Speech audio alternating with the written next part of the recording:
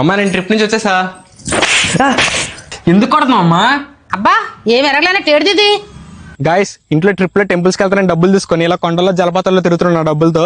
ఇది ప్లానింగ్ అంటే మామూలుగా ఉండదు మనతో. అబ్బా నువ్వు పెట్టకపోతే ఫోన్లో నాకు ఎవరు పెట్టరా, పెద్దాం పెట్టింది. ఇంట్లోకి పదా ప్లానింగ్ ఏంటో చూపించాను. అయిపోయింది బతికి అయిపోయింది. నీకు కొత్త చెక్కేస్తారులే ఈ రోజు అంతా.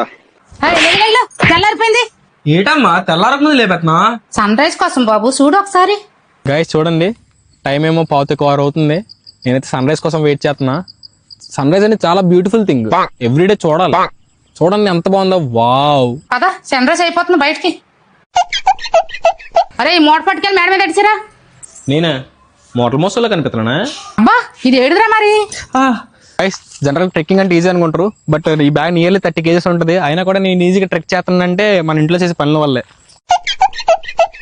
ఫోన్ వాడుతున్నా బెటర్ ఎలాగది పోనీ అమ్మా తమరు చెప్పిందే చూడండి ఒకసారి.